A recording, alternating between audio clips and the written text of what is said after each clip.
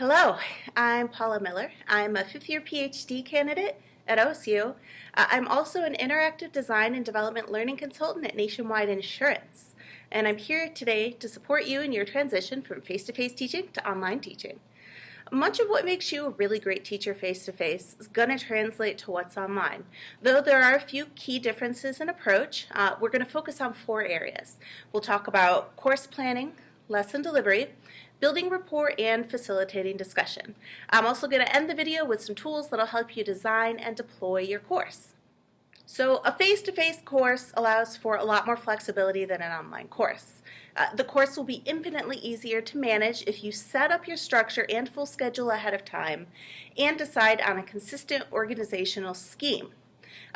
What's difficult teaching online is adjusting to student need on the fly. But what's nice is that your work is largely front-loaded. So here are a couple ideas that will get you started. First, be consistent. Decide early on how you're going to organize and stick to that structure. This consistency goes all the way to due dates. Each week, students should, for example, expect to submit a draft on Tuesday. They should expect to do peer review on Thursday. You can deploy content at the same time each week as well, and it's just an automatic setting on Carmen. Second, say it, and then say it again. Because students aren't going to see your charming face every week, reminding them of resources and due dates, you'll want to have the information available in a few places. What I like to do is create a printable PDF of the prompt, and then I'll have the due date on that, and then I'll embed it in an online assignment in Carmen. That will also have the due date. The due date will also go on the syllabus, and I'll also remind students of upcoming due dates in the weekly lecture video. Online courses can be overwhelming for people to navigate, so whatever you can do to make things a little bit easier for your students is good. Third thing, be really transparent. Make it clear to your students when you're going to be available, when they can expect feedback, what they can expect from you in terms of responsiveness. For example, what's the best way to reach you? Do you prefer email? Do you want them to text you? When will you generally get back to them? Are you going to be out on the weekends? Just let them know what they can expect. It'll alleviate some anxiety on their part. The way you approach building rapport with your students is going to be a little bit different. Think about what makes you want to follow somebody on social media and apply some of those principles to cultivating your online teaching persona. Here's some of my best tips. First, relax just a little bit. If you're a formal face-to-face teacher, maybe just calm down a little bit online. Be more deliberate about sharing bits of who you are, little bits of your personality or your day-to-day life. Don't be shy about using emojis or GIFs. Now do be careful about cracking sarcastic jokes because you know that can be misread online. But do be brave and be a little bit playful. For example, whenever I'm filming videos, my cat likes to be involved because cats always like to be right in the middle of whatever you're doing. I used to try to keep her out of the videos, but I started just like ignoring her, letting her be in the back of the frame or crawl on my lap, and I just go with it. And students were actually really charmed by it. It helped keep them engaged, and it made me more human. So be okay with showing just little slices of your life. That can actually go a really long way. You might be camera shy, but I encourage you to at least put your face on camera a little bit. Make a course intro video. Make weekly lecture videos and be in them, even if they're short. It makes the course feel human.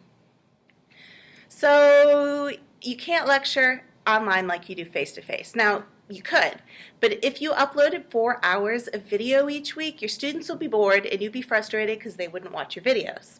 So instead, you have to rely on different proportions of delivery method to communicate with students. Here are a few things that have worked for me.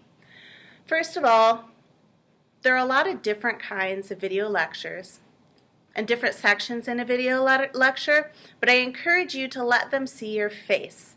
I created all of my video lectures with the same basic bookends. I'd begin with an overview of the week, talk about goals, and I'd end with reminders and due dates. In the middle, I'd have some text in the video, some of me talking, different ways to deliver the content. Sometimes I might respond to a really cool discussion from the forum in the video. Sometimes I'll clarify questions students had, do screencasts. So sort of the key here is being varied and also be quite brief in your video. I try to keep them under 10 minutes. If you are a really brilliant entertainer, you might be able to get away with longer, but for me, 10 minutes was the cutoff.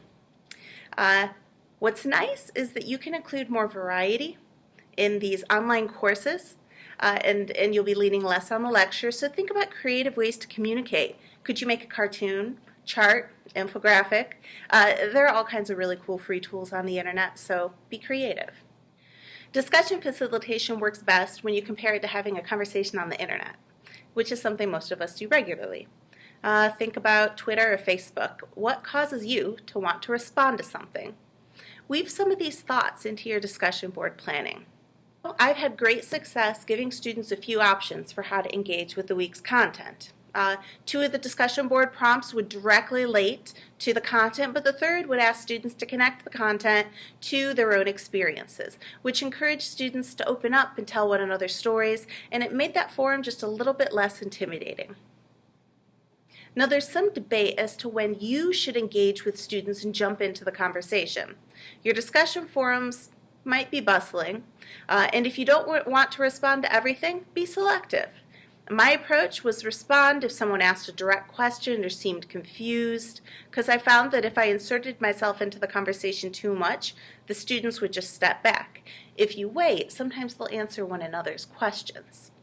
Tying discussion to your weekly video lesson can be a great way to encourage engagement. Students like to feel heard and seen, and this does it. It can be just as simple as saying something like, as Rosie mentioned in last week's discussion, or maybe saying something like, I see quite a few of you were confused about X in the discussion, so let me clarify. All right, so now that you've got the basics of online curricular design down, let's talk about the tools that will help you be the best digital teacher you can be. First of all, Google Slides. I use Google Slides all the time. What's great is if you make a slide deck, you can post the link online.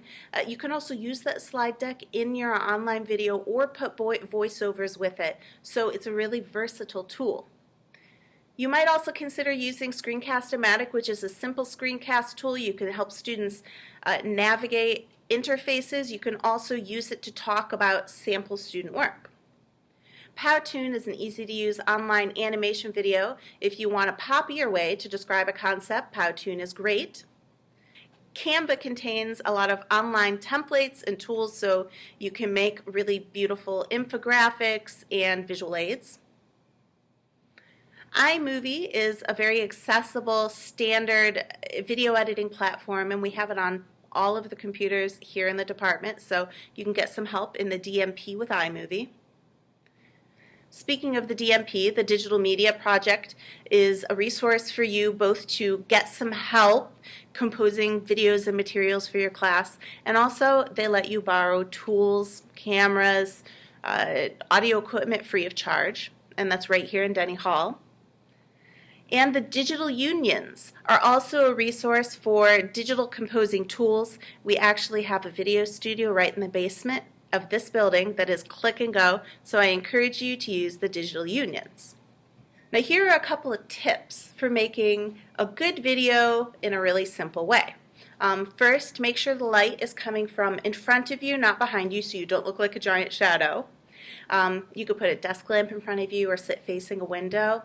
Second, frame yourself neatly. Apply the rule of thirds. So, a third line here and then 2 lines here, and you try to either center yourself or line up with one of those intersections. Make sure you think about what your background is, remove clutter, and make it reflect your teaching persona.